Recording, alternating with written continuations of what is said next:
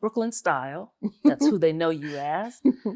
Why have you chosen to use your voice as a patient advocate to, amplify awareness? Why did you make that decision, and how did your family feel about that? So when I was going through active treatment, I went on social media and I was searching all the hashtags, Black breast cancer, young Black girl with breast cancer, just trying to find someone else that was going through something similar to what I was going through that also looked like me. So I would feel less of a unicorn because I just felt like this is only happening to me. I'm the only young Black girl going through this. And so I was just looking for community. And I didn't even realize that that's what it was. And I couldn't find any. I found a couple of Black girls, but they were a little bit older, but I couldn't find anybody diagnosed in their 20s that was publicly speaking on social media in that way. And so I said, well, I'm sure that they're out there, but maybe they're feeling like maybe my family does, where we just don't talk about it. We don't put it on the internet. That's our business. And that's a cultural thing. And that's a cultural thing. Yes. It's definitely a cultural thing. But something in me just felt like we've got to break this, because if we talked about it more, I think to the shoulda, coulda, wouldas. Like if I saw more young Black people who were getting diagnosed, posting on the internet saying, hey, this is a thing. You need to be doing monthly breast self-exams. You need to be talking to your family about their health history. I wonder how that would have impacted my decisions early on. Once I found out that I had the mutation, maybe I would have been more inclined to have a preventative surgery then. But you just feel like it's not happening to people. I don't see it, so it must not be real. And so I wanted to change that. I wanted to start changing the narrative that, we can talk about what's going on. And that it's an older woman's disease. And that it's not an older woman's disease, that young people are really getting affected by this. And so I remember my very first post was right after my last day of radiation in 2020.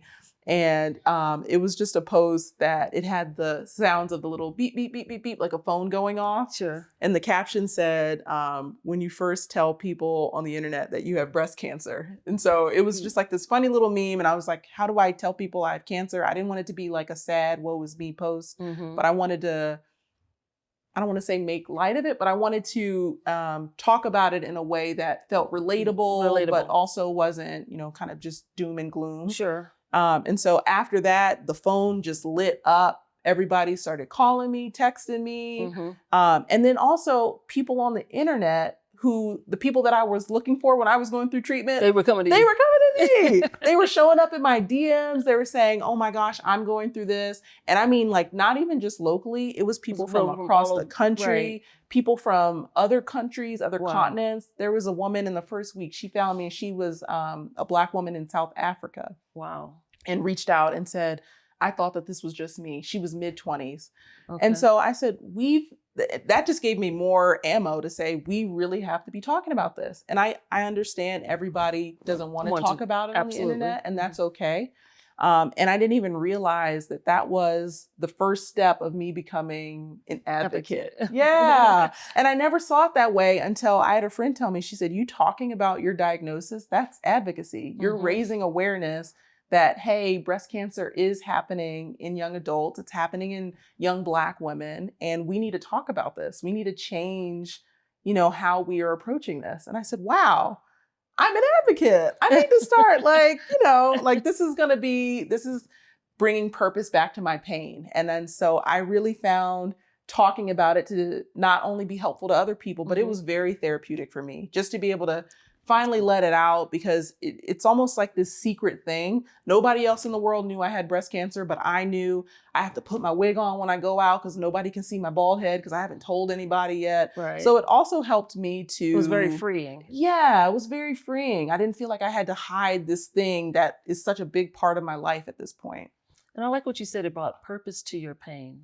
It's beautiful, actually. And, when you think about it and you say it like that. So, but I understand what you're saying. It gave you, it freed you. It freed me.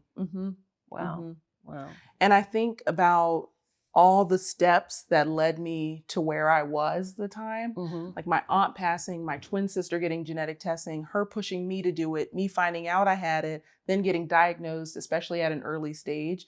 I'm like, all of these pieces lined up. I have a purpose and I need to accept it and like go and do what I need to do with this. You know, Yeah. I didn't feel like it was something that I could keep to myself at that point. I felt the need to share. And I'm so glad I did, because now I just feel that you feel the love. I feel the love. I feel the support. And I think I have been a person that other people have needed to find too. And that, I think it's freeing for both of us. They find me, they say, hey, I'm going through this. I said, I was there. And I remember being diagnosed, looking for somebody that looked like me that was 5 years out, because you hear so much about and that gives hope. That gives you hope. And that is something that you cannot buy, you know, because when I first was told that I had breast cancer, the dark thoughts start seeping in, which I'm sure it does for most people. And they talk about this 5-year recurrence, 5 years, the 5 years. So I was like, I would love to see somebody who looked like me that made it past the 5 years, just for hope to know that there is light on the other side. Right. And so now that I've been in that space, I feel like I can give that hope back to other people, which is very special.